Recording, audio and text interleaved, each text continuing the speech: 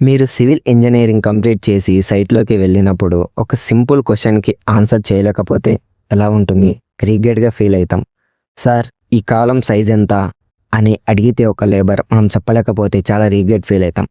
అప్పుడు అర్థమవుతుంది మనకి డిగ్రీ ఉండడం ఒకటే కాదు, ఇంజనీర్ అవ్వడం అంటే వేరే ఒకటే అని. నిజమేంటంటే ఇండియాలో చాలామంది ఫ్రెషర్స్‌కి బేసిక్ కాన్సెప్ట్ తెలియకపోవడం వల్ల సైట్‌లో స్ట్రగుల్స్ చాలా చాలా అయితే ఫేస్ అవుతున్నారు. ఎగ్జాంపుల్ స్టీల్ స్పేసింగ్ రాంగ్ అయితే ఫ్యూచర్లో క్రాక్స్, ఫెయిల్యూర్స్ పాసిబుల్. ఇవి ఇమ్మీడియట్‌గా కనిపించవు, కానీ డ్యామేజ్ మాత్రం పర్మనెంట్‌గా అవుతుంది. కాలేజీలో మనకి థియరీ నేర్పిస్తారు, కానీ సైట్లో రియల్ ప్రాబ్లమ్స్ గురించి ఎవరు చెప్పరు. ఎగ్జాంపుల్ డ్రాయింగ్స్ అర్థం కాకపోతే మీరు బ్లైండ్గా ఎగ్జిక్యూషన్లో చేస్తారు. అప్పుడు మనకి రెస్పెక్ట్ ఉండదు, కాన్ఫిడెన్స్ ఉండదు, గ్రోత్ అయితే స్లోగా అవుతుంది. కానీ ఈ వీడియోలో మీరు ఫ్రెషర్ నుండి ప్రాక్టికల్గా థింక్ చేయడం, సైట్లో కాన్ఫిడెన్స్గా వర్క్ చేయడం నేర్చుకుంటారు. సింపుల్గా చెప్పాలి అంటే ఈ బేసిక్స్ మాస్టర్ చేస్తే మీరు యావరేజ్ ఇంజనీర్ కాదు, వాల్యుబుల్ ఇంజనీర్ అవుతారు. And welcome back to my channel civil mates Telugu. ఈ టాపిక్ గురించి మీకు ఎవరు చెప్పరు, తెలుగులో అయితే ఎక్కడా లేదు. అందుకని మీకు ఈ కాన్సెప్ట్ అయితే నచ్చినట్టయితే మా ఛానల్ సబ్స్క్రైబ్ చేసుకొని పక్కన బెల్ ఐకాన్ అయితే యాక్టివేట్ చేసుకోండి. మన ఈ టాపిక్లో ఫస్ట్ ప్రాబ్లం ఏంటంటే ఫ్రెషర్కి వచ్చేది డ్రాయింగ్ రీడింగ్ చేయడం. సివిల్ ఇంజనీరింగ్లో బిగ్గెస్ట్ వెపన్ ఏంటంటే ఆటోక్యాడ్ కాదు, సాఫ్ట్వేర్ కాదు, డ్రాయింగ్ రీడింగ్ స్కిల్స్. మీరు డ్రాయింగ్ అర్థం చేసుకోలేకపోతే మీరు సైట్లో డమ్మీ ఇంజనీర్ లాగే చూస్తారు. బేసిక్ కాన్సెప్ట్ ఏంటంటే ప్లాన్ అంటే top view, elevation, side looks, section అంటే ఇన్సైడ్ కట్ వ్యూ అని అర్థం. ఎగ్జాంపుల్గా చెప్పాలంటే డ్రాయింగ్లో కాలమ్ సైజ్ 300x450, సైట్లో 300x400 చేస్తారు అనుకుందాం. డిఫరెంట్ స్మాల్ అనిపిస్తుంది, కానీ స్ట్రక్చర్ లోడ్ డిస్ట్రిబ్యూషన్ మొత్తం చేంజ్ అయిపోతుంది. అండ్ చాలామంది మిస్టేక్స్ అప్రాక్స్గా పెడతారు, కానీ రియాలిటీలోకి వస్తే కన్స్ట్రక్షన్లో మాత్రం అప్రాక్స్ అంటే డ్యామేజ్ అండ్ డేంజరస్. కానీ ఫస్ట్ మనకి పాయింట్ ఏంటంటే డ్రాయింగ్ రీడ్ చేయడం అయితే కంపల్సరీ నేర్చుకోవాలి. అంటే మనకి ఫస్ట్ నార్త్ పొజిషన్ చూసుకోవాలి. డ్రాయింగ్ ఓపెన్ చేస్తానే నార్త్ ఎట్ సైడ్ ఉంది, ఏ ఫేస్లో మనం డ్రాయింగ్ చూడాలి, అట్ బిల్డింగ్ ఏ ఫేస్లో ఉంది, మన కాలమ్స్ గ్రిడ్ మార్కింగ్లో మన కాలమ్ స్ట్రక్చర్ ఎక్కడెక్కడ ఉందనేది ఫస్ట్ మనమైతే తెలుసుకోవాలి. తర్వాత మనకు మెయిన్ వచ్చేసి మెజర్మెంట్ అండ్ లెవెల్స్. ఇంజనీరింగ్కి టేప్ మెజర్మెంట్ ఉంది అంటే అది వెపన్, మస్ట్ స్కిల్. ఇదైతే length, area, volume, level checking అయితే ఖచ్చితంగా తెలుసుకోవాలి. For example 10 meter into 12 meter equal 120 square meters. And slab thickness వచ్చి 150 mm ఉంటుంది, అంటే 0.15 mm. దాని వాల్యూ అనుకోవాలంటే 120 into 0.15 is equal 18 meter cube, అంటే 18 m³ పడుతుందని అర్థం. లెవెల్స్లో మనం ప్లంబింగ్ వర్టికల్కి అయితే చెక్ చేస్తాం, లెవెల్ హారిజాంటల్కి అయితే చెక్ చేస్తాం. మనం ప్లంబింగ్ అనేది ప్రతిసారి ప్రతి ఒక్క కాలంకి చెక్ చేసుకుంటూ ఉండాలి. ఫర్ ఎగ్జాంపుల్ కాలం కొంచెం టిల్ట్ అయినా, ఫినిష్ ఎక్కడ చూసినా కరువు బిల్డింగ్ అయితే తిరిగిపోతుంది. మన కాలమ్స్ అయితే కంపల్సరీ ప్లంబ్ అయితే చెక్ చేయాలి. ఎందుకంటే కాలమ్స్ మనకైతే ఒకే అలైన్మెంట్లో ఉండాలి, లేదంటే మనకి చాలా స్ట్రక్చర్ మారిపోతుంది, మనకి చాలా అయితే పర్సెంటేజ్ తగ్గుతుంది. ఇంకో ఎగ్జాంపుల్ అయితే ఫ్లోర్ లెవెల్ రాంగ్ అంటే టైల్స్ అడ్జస్ట్ అయితే అస్సలు అవ్వవు. మెజర్మెంట్ మిస్టేక్స్ కూడా పర్మనెంట్ డ్యామేజ్కి అయితే దారితీస్తుంది. కాబట్టి మీరైతే ఫోకస్ చేయాలి మెజర్మెంట్ మీద.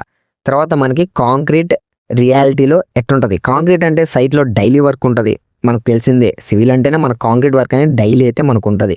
కానీ మోస్ట్ అండర్ రేటెడ్ టాపిక్ ఇది, ఎవరు చెప్పరు మీకు.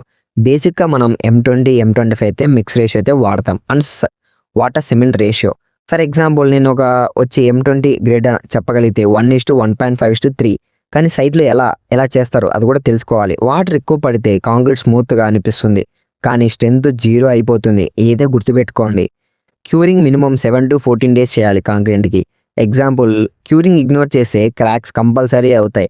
ఇంకో ఎగ్జాంపుల్ హాట్ క్లైమేట్స్లో క్యూరింగ్ లేకపోతే సర్ఫేస్ డ్రై అయ్యి స్ట్రెంత్ రెడ్యూస్ అవుతుంది. కాంక్రీట్ మిస్టేక్స్ కనిపించవు, కానీ ఎఫెక్ట్ అయితే డేంజరస్. మన నెక్స్ట్ ఇంపార్టెంట్ వచ్చి స్టీల్. స్టీల్ అంటే స్ట్రక్చర్కి బ్యాక్ బోన్ లాంటిది. మీరు స్టీల్ అర్థం చేసుకోకపోతే మీరు సైట్లో జస్ట్ అబ్జర్వ్ మాత్రమే అవుతారు. బేసిక్ వచ్చి డయామీటర్, స్పేసింగ్, వెయిట్.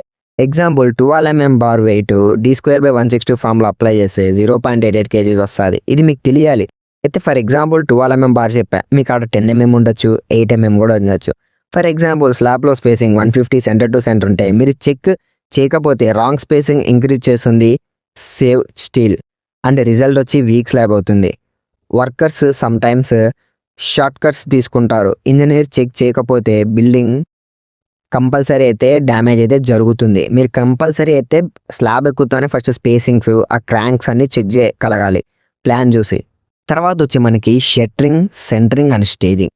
ఇది కన్ఫ్యూజింగ్ కింగ్ టాపిక్. ఇది చాలా మంది కన్ఫ్యూజన్ ఉండొచ్చు. షట్టరింగ్ అంటే మోల్డ్, సెంటరింగ్ అంటే స్లాబ్ సపోర్ట్స్, స్టేజింగ్ అంటే వర్టికల్ సపోర్ట్స్.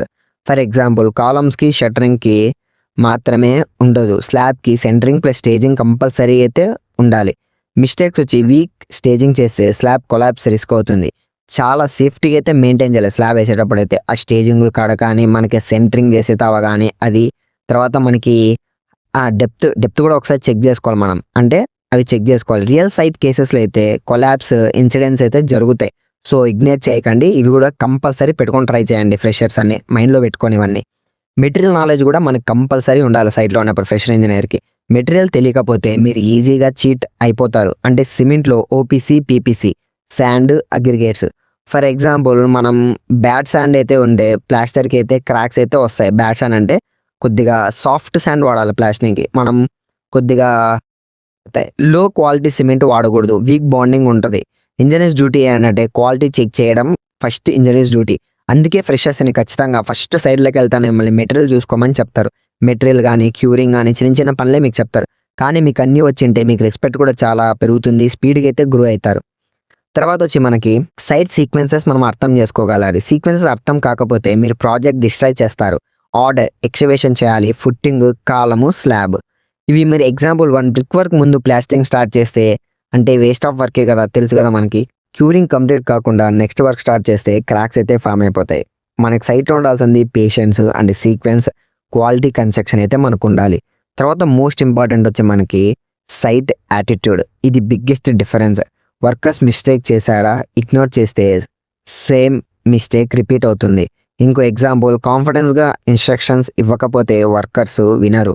రియాలిటీలో ఖచ్చితంగా మనకి రెస్పెక్ట్ అనేది డిగ్రీ వల్ల రాదు, నాలెడ్జ్ వల్ల అయితే వస్తుంది. కాబట్టి మన కమాండ్ అనేది చాలా ఉండాలి. సైట్లో యాటిట్యూడ్ మెయింటైన్ చేయాలి. లేబర్ ఇంజనీరే. చిన్న చిన్న మిస్టేక్స్ కూడా మనం కఠినంగా చేయాల్సిన పరిస్థితి అయితే వస్తుంది సైట్లో. సివిల్ ఇంజనీరింగ్లో సక్సెస్ అవ్వాలి అంటే డిగ్రీ సరిపోదు, బేసిక్ స్ట్రాంగ్గా ఉండాలి. ఈ వీడియోలో చెప్పిన కాన్సెప్ట్ మీరు సీరియస్లీ ఫాలో అయితే మాత్రం 2 to 3 monthsలోనే సైట్లో కాన్ఫిడెన్స్ ఇంజనీర్గా మారిపోతారు.